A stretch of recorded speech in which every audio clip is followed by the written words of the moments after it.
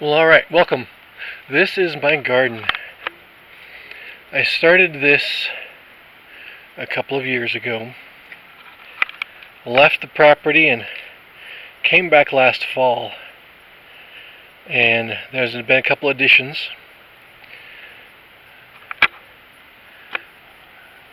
We've got some echinacea, there's a sage, behind that is I don't know if you can see it very well. This here is a rhubarb, and it's not doing too well.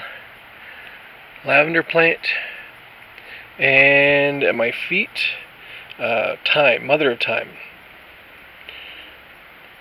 We've got French sorrel, strawberries in this, where am I pointing here? Back in here there's a hardy kiwi, and then comfrey, here's a goji berry, and what else do we have here? We have a couple of apple trees.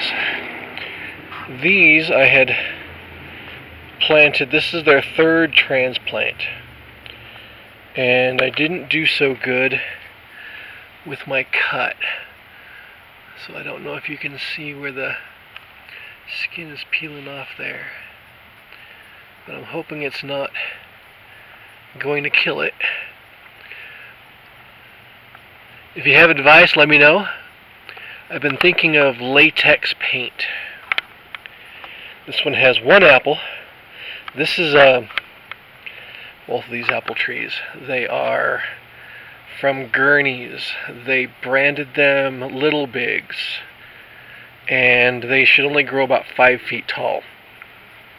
So I'm in pretty much the center of Salt Lake City, at least town-wise, and so I've had small yards, but because I have dirt, I'm going to play with it. What else do we have back here? Here is a black currant. And then in this bed here I planted asparagus, and I've got clover growing around it to help the asparagus. I'm guessing that asparagus could use nitrogen because of its plantness. Yes, I'm a pack rat. I save things. Here is an elderberry, and she has not done the best in this spot. She keeps trying to come back. Lost her there for a second. There you go.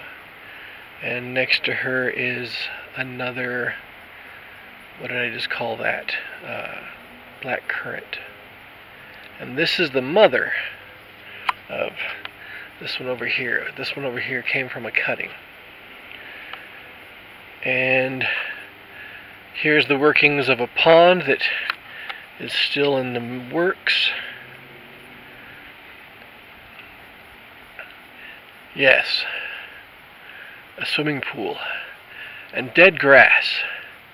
So I live in Utah, and so I chose. And I think this bug appreciates it.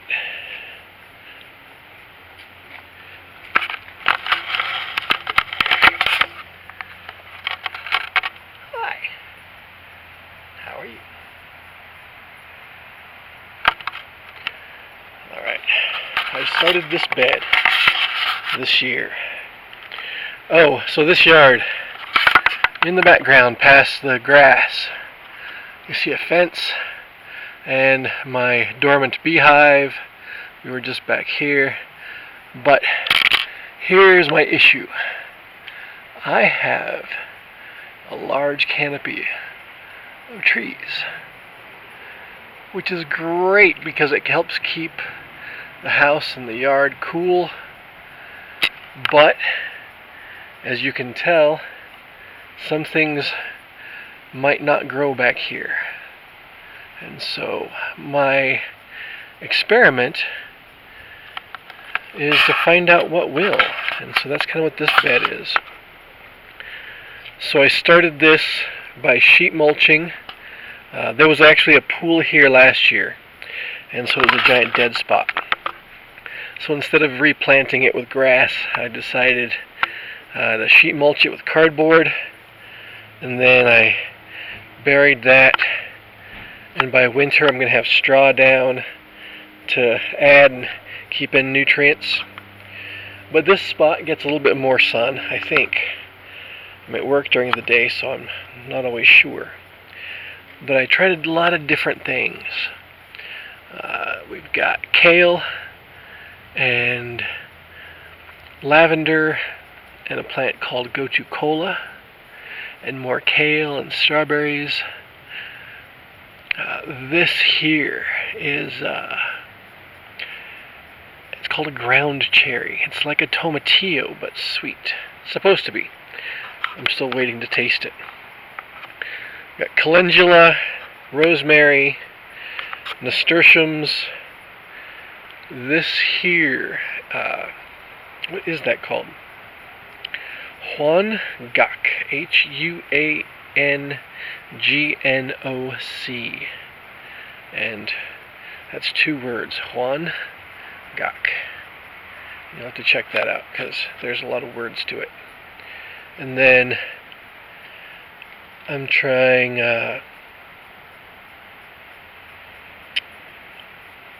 I lost the word, chamomile, and then more strawberries. So everything looks pretty healthy, pretty hardy. There are a couple things that maybe not. But again, it's an experiment, so with the amount of shade I get, I don't know what will grow here. And so it's trial and error. I lived a couple of houses over that way. In fact, not this house, but the house over, and I had full sun. And I turned the backyard into a forest. And yeah, I don't live there anymore, and some of the trees still stand, but it's not a forest like it used to be. Over here, I'm growing yoga ball. Have some lemon balm. Here is a pomegranate. Now, I'm zone 7, and with global warming, probably 8 in the next couple years, so there's a good chance that this is going to be able to fruit. Next to that, there's blackberry, and then this is nothing yet. And then over here, there is another goji berry. And I haven't developed the very back yet. My thoughts are this. I've got the 2 trees, and I'm going to move the beehive. This is where the hammock should go. So between this tree and this tree, the beehive, this is going to go over there. And my compost bin, I'm going to move into this corner or along the fence. If I move it along the fence here, not only will it keep the cat from coming in and out, but it'll help with the kiwi. But if the cat comes in and out, it'll help me with the mice. So, should I put it here or should I put it in the corner? And in the corner, I'll just do this from a distance. I've got my straw bales, and these are a couple of years old, and I turned them, and if you can see the space behind them has been buried for a while under the straw bales, so the earth should be pretty good, and if I put the compost there, well, the organisms in there should help the compost. So I don't know. Feed the kiwi, keep the cat, I don't know. If you have advice, I'll take it. Well, I'll listen. And so, yeah, all the apples, just because I think that they're cool. So, 5 feet tall. And again, 3rd transplant, so you can see where I had to hack it back pretty hard because everything above it, which was about 4.5, almost 5 feet tall, died because when I lived in that house with the hammock, I moved them to the yard on the other side because the property owner said I could, and so I utilized that yard as well. And I still do a little bit over there, but not enough. Trying to help the neighbor and maybe grow more. There's a lot of light over there, which here in Utah means dry, and so dry means a lot of water. So deciding what to plant is a good idea for this place. We don't have as many resources that we can just go plant anything and be sustainable, so it's kind of pick and choose, lots of drought tolerant things. And you can see what I did here with the straw. I wish I could remember her name off the top of my head. There are really cool videos online. You'll learn her name if you look up straw bale. Not houses, which is also a neat tangent, but straw bales or straw in the garden. Her methodology was simple, just throwing straw on the ground every year. As the layer rots, decomposes, it becomes soil, and you feed the nutrients and the microorganisms, and then you throw more on and it becomes mulch, which keeps in your water and keeps in your nutrients so there's no erosion, and it keeps feeding soil. And that's the important part for the world we live in, which I think people need to learn, is that we need to feed soil, not plants. When we think about feeding plants, we end up with chemicals. I need nitrogen, I need potassium, I need phosphorus, but that ends up being a lot of white powders from chemical projects from some god-awful somewhere, and it's all oil, it's all petroleum, and it, makes plants green and makes them look pretty. It doesn't make them look dead and dying like my yard. But, you have faith, and like I said, you feed the soil and see what happens. But, where was I going with that tangent? Oh, yeah. Don't get caught feeding plants. Feed the soil. Because the soil, here's the magic. And you probably know this already. When the soil is alive, it has microorganisms, and those are eating the crap and the decay of larger organisms that are eating each other and going to war and dying of old age and starvation and thirst and eating, well, everything that you throw on the ground and each other.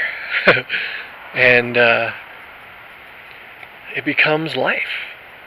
And all those little nutrients from the bugs and the bird droppings and feathers and leaves and fungi, those become the nutrients. Those become the chemicals that get taken up into the plant.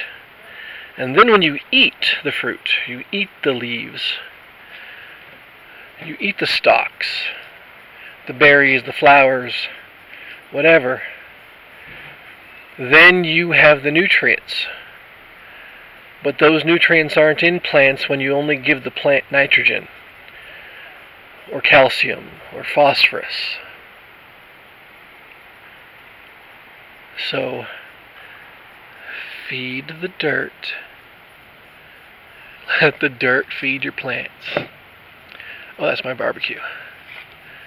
I'll make it quick. So, place to sit and have a fire.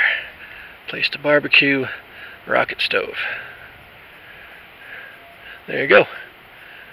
Thanks.